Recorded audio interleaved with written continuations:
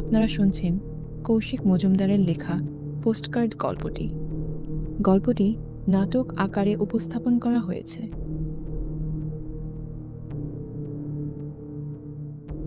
ধৃতি ঘরে এসে বড় এক কাপ কফি বানায়, ভাবতে বসে। সুপ্রিয় বসু বেঁচে থাকতেই প্রচুর শত্রু বানিয়েছিলেন। এদের যে কেউ তাকে খুন করতেই পারত, কিন্তু তা হলো না। সুপ্রিয় মারা গেলেন বন্ধ ঘরে, ঘরাঞ্চি থেকে উল্টে পড়ে। Pure and simple accident. পোস্টমর্টেমে খুনের কোনো চিহ্ন পাওয়া যায়নি।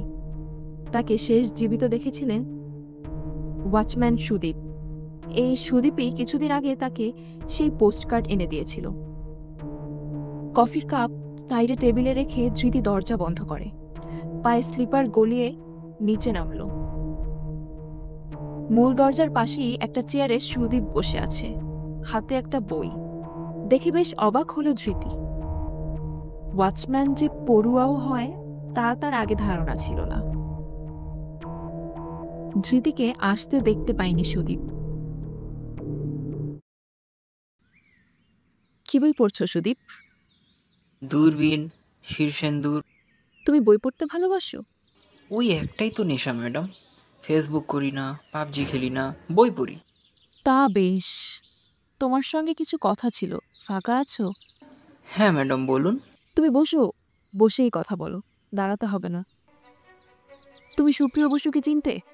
আগে আমি ওয়াচম্যান, হাউজিংয়ে সবাইকেই চিনতে হয়। উনি যেদিন মারা যান সেদিন তুমি আর কাজের মহিলা তাকে শেষ দেখেছিলে? কাজের মহিলা না, আমি দেখেছিলাম। সেদিনও ওর নামে একটা পোস্ট কার্ড এসেছিল। দিতে গিয়ে দেখি কাজের মেয়ে কানন বেরিয়ে আসছে। আমায় বলল, বাবু লাইব্রেরি রুমে বই গোছাচ্ছেন। আমি ঢুকলাম, দেখি সত্যিই তাই।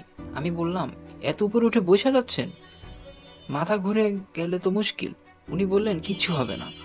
তারপর খানিক এদিক ওদিক কথা হলো। আমি ওর টেবিলে পোস্টকার্ড রেখে দরজা টেনে চলে এলাম। দরজা বাইরে থেকে টানলে লক হয়ে যেত? হ্যাঁ, ইয়ার লক। পরদিন কানন এসে অনেক দরজা ধাক্কায়, দরজা খোলেনি। কানন আমাকে জানায়, আমি সোজা পুলিশে ফোন করি। তারপর তো আপনি জানেনই। তুমি বললে ওর সঙ্গে তোমার এদিক ওদিক কথা হতো, কি কথা? আমি গ্র্যাজুয়েট, চাকরি পাইনি, তাই এই কাজ করছি, কিন্তু বই পড়তে ভালোবাসি। উনি আমাকে নানা রকম বই পড়তে দিতেন।